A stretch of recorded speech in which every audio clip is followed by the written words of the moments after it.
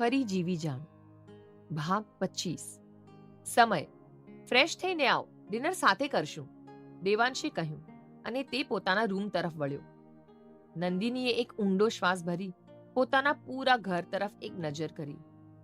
પોતાની મા વિનાનું એ ઘર નંદિનીને નિર્જીવ લાગ્યું. તેણીએ પોતાની આંખો બંધ કરી લીધી અને તે ત્યાં જ સોફા પર પછડાઈને બેસી ગઈ.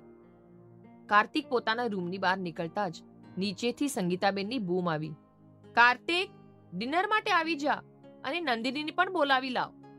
યસ મોમ, કાર્તિકે કહ્યું અને એ આગળ વધી નંદિનીના રૂમના દરવાજા પર ટકોર મારવા ગયો અને તેને યાદ આવ્યું કે નંદિની તો છે જ નહીં. ટકોર મારવા ઉપાડેલો એ હાથ પાછો ખેંચવો કાર્તિકને એટલો વસમો લાગ્યો કે તેને એક પળ માટે થયું કે નંદિનીને તે પાછી બોલાવી લે, એ રૂમમાં પૂરી દે અને તે ફરીથી એ દરવાજા પર ટકોર મારે અને નંદિની દરવાજો ખોલે. પણ આ માત્ર કલ્પના હતી. સંગીતાબેનને પણ બોલ્યા પછી અનુભવાયું કે આમ તો ખામોશ રહેતી નંદિનીનું આ ઘરમાં અસ્તિત્વ કેટલું મહત્વનું બની ગયું છે. એ દીકરીની આદત થઈ ગઈ છે ને તને. એ માસ્ટર કમ્પ્લીટ કરીને જતી રહેશે, પછી શું કરીશ? નરેનભાઈએ કહ્યું ને સંગીતાબેન વધારે એકળામણ અનુભવી રહ્યા.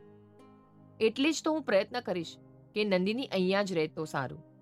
મારું માનવું છે કે એ પણ આપણને એટલી જ યાદ કરતી હશે, સંગીતાબેને કહ્યું.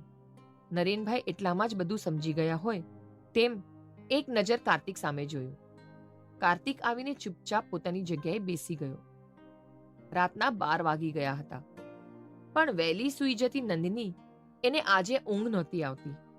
તેનું દિલ બેચેન બની ગયું હતું ને મન વારંવાર ના પાડવા છતાં કાર્તિકને યાદ કરતું હતું, જે નંદિનીને નામંજૂર હતું. તેથી તે સુવાનું બાજુ પર મૂકી ને પોતાની રૂમની બહાર નીકળી. પૂરો દિવસ વ્યસ્તતામાં વિતાવી ઘરે પહોંચેલા હિતેનભાઈએ ઘરમાં પ્રવેશતા જ પોતાના ગળાની ટાઈ કાઢીને પોતાની જાતને થોડી આઝાદ અનુભવી. રસોઈ ઘરમાંથી પાણી પીને બહાર આવેલી નંદિનીને જોઈને હિતેનભાઈ ઊભા રહ્યા. વિશાળ ઝુમરના આછા પ્રકાશમાં એક બાપ પોતાની દીકરીને મહિનાઓ પછી જોઈ રહ્યા હતા. હિતેનભાઈના ચહેરા પર સ્મિત હતું, પણ હંમેશની જેમ બોલવા માટે શબ્દો નહોતા મળતા. છતાં આજે તેમણે મૌન નહોતું રહેવું. મને જાણ નહોતી તું દેવાંશ સાથે આવી હોઈશ, નહીં તો હું વહેલો આવી જાત, ડિનર આપણે સાથે કરત, હિતેનભાઈએ કહ્યું.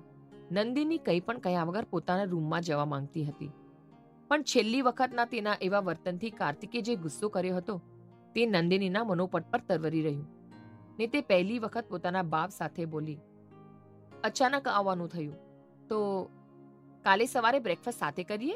હિતેનભાઈએ ઉત્સુકતાથી પૂછ્યું. હું કાલે થોડી મોડી જાગીશ અને તમે હંમેશાની જેમ વહેલા કંપનીએ જવાના હશો ને, તો મારો વેઇટ ના કરતા, નંદિનીએ કહ્યું ને એ ફરી બોલી, હું સુવા જાઉં છું અને એ પગથિયા ચડી ગઈ.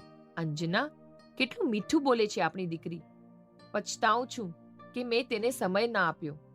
હિતેનભાઈ નિસાસા સાથે પોતાની મૃત પત્ની સાથે વાત કરી રહ્યા.